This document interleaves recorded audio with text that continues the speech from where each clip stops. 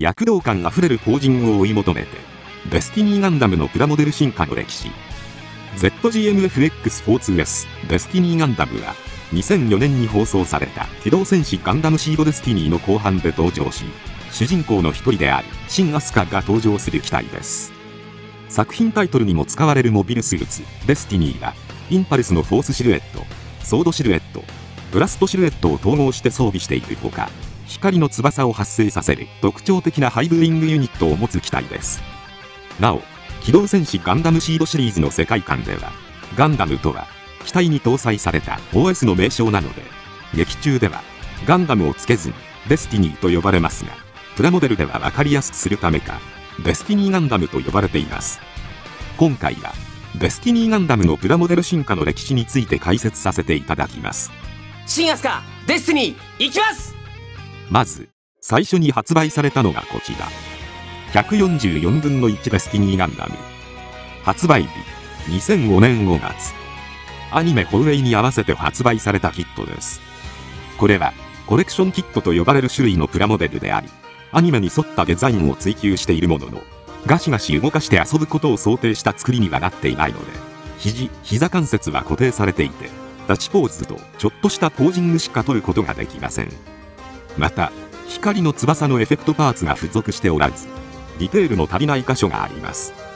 しかし、ウィングの展開ギミックがしっかりと再現されており、さらに、対艦トアロンライトや高エネルギー長距離ビーム砲の折りたたみギミックは、差し替えパーツを使うことで再現可能です。そして、勝負ビーム砲パルマフィオキーナの放出時を再現した手のひらが付属するなど、特徴的な武装のほとんどが再現されています。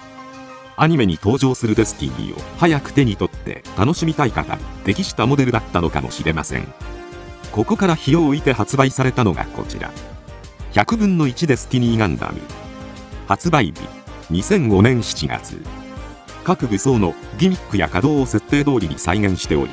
バックパックの武器ホルダーやウィングユニットは、基部にボールジョイントを採用することでフレキシブルに稼働します。コレクションモデルでは、再現されなかったフラッシュエッジ2、ビームブーメランを装備することができるようになり、ビームブーメラン用の短いビーム刃と、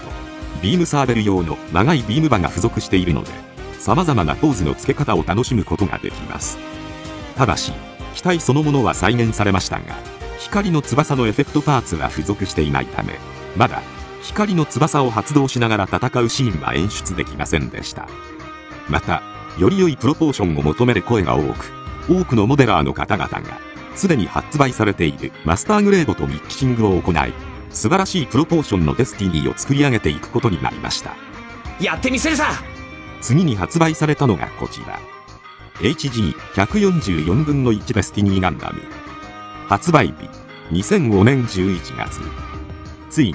光の翼エフェクトパーツがクリアパーツによって再現されました。デスティニーはほとんど空中戦を行う機体なので、専用スタンドもパッケージ内に用意され、他のモビルスーツとの対決をディスプレイできるように対決用ジョイントパーツも付属されています。肩に引き出し機構が搭載されるなど、可動域も改良されているので、アロンライトの両手持ちをはじめとした様々なアクションポーズが取りやすく設計されています。さらにプロポーションも改善されており、フェースはアニメに準拠して小さめに変更され、ダルマフィオキーナは発動時の手の形が自然な形状になっています。ウイングユニットも小バネパーツは少し上にカーブがかかり、一層アニメのデザインに近づきました。結構やるじゃんか。その後、年月が経ち、ついにこのシリーズで登場します。マスターグレード100分の1デスティニーガンダム。発売日、2007年10月。マスターグレードならではの作り込みがされています。プロポーションの良さはもちろんのこと、腹部は左右前後に稼働、肩はシリンダーに連動した引き出しを搭載、首の可動に連動した襟の可動、脚部は大腿部のスライドと膝が連動するギミックを内蔵。こういったマスターグレードならではの機構により、複雑なポージングを難なく取ることができるようになりました。各種武器のディテールも細かく施されており、情報量の多いプラモデルとして魅力ある一品となりました。マスターグレードの特徴でもある細分化されたパーツの色分けによって、素組みでも見事な見栄えになります。さらに専用スタンドが付属しているので、空中戦闘を行う姿で飾ることが可能です。一方で、股関節が緩いという欠点が多くの購入者から指摘されました。股関節を引き出すことでより柔軟なポージングを楽しむことができますが、がっちり固定することが難しく、課題を残す機構となりました。また同時発売でエクストリームブラストモードが発売されました。これは光の反射で色が虹色に変化する光の翼パーツがセットになっています。光の翼を展開させるとその大きさは 30cm ほどになり、特に背景を黒にして飾ると迫力と存在感が大幅にアップします。関節パーツは重厚感のあるメッキ加工が施されました。デカールは主に金色でカラーリングされており、高級感のあふれるプラモデルになりました。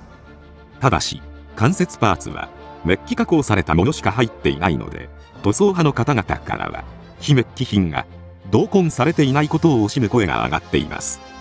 ちなみに機動戦士ガンダムシードデスティニー後期主役級機体の中で設定上銀色の関節を持つのはデスティニーではなくインフィニットジャスティスですが、後に発売されたインフィニットジャスティスには銀メッキ関節の拡張セットが発売されていません。アスラン、あなたの言う正しさが全てじゃないっていうことですよ。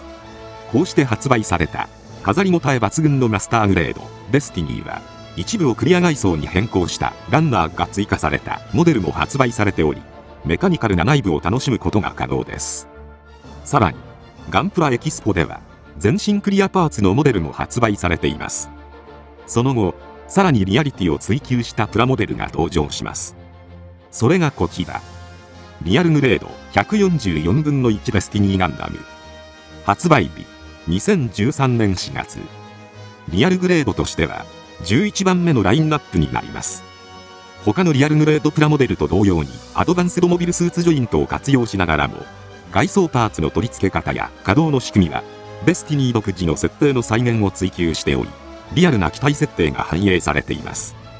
これによって144分の1サイズでありながら広範囲な稼働範囲を持ち、劇中の空中戦を再現できるポージングが可能になりました。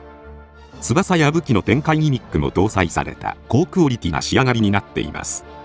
なおプレミアムバンダイ限定商品の拡張エフェクトユニット光の翼を購入することで、リアルグレードには入っていないボバチュール・リュミエールを展開した姿が再現できます。こちらは時々再販されている人気商品となっています。いろいろ忙しいんでしょ。やる気になればやれますよ。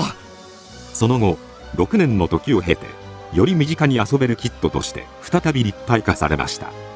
それがこちら、 HGCE144分の1デスティニーガンダム。発売日2019年5月。完全新規造形の関節構造と胴体に内蔵された二重関節により、デスティニーの特徴的な前屈するアクションも可能なので、劇中さながらのアクションポーズを再現できます。サイドアーマーは後方にスライドすることで脚部との干渉を避け、可動範囲を制限しない構造になりました。光の翼もクリアパーツで付属し、武器を保持可能な握り手はもちろん、バルマフィオキーナ用の開き手も付属します。そしてバルマフィオキーナのビームエフェクトをクリアパーツで表現。他の武装も全て付属されており、傑作の域に達しています。可動域も驚くほど広いのでフレキシブルなポーズが取れます。ランナーのパーツ割りも成功で、組みやすいだけでなく合わせ目も目立ちません。強いて欠点を挙げると、色分けされていない箇所がいくつかありますが、ガンダムマーカーで少し補うだけで設定色が全て再現可能なほどの傑作キットとして出来上がりました。これがデスティニーの力だ。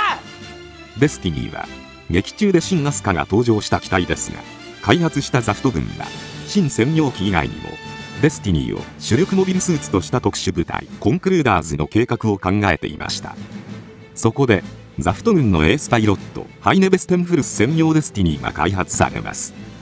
ZGMFX42S レボリューションデスティニーハイネ専用機では、デスティニーの青色の箇所がハイネを象徴するオレンジ色になり、さらに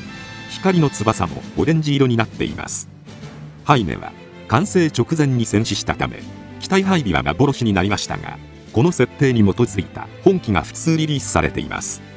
ハイネ・ベステンフルスディスティニー行くぜ。まずはこちら、 HG デスティニーガンダムハイネ専用機。発売日2010年3月。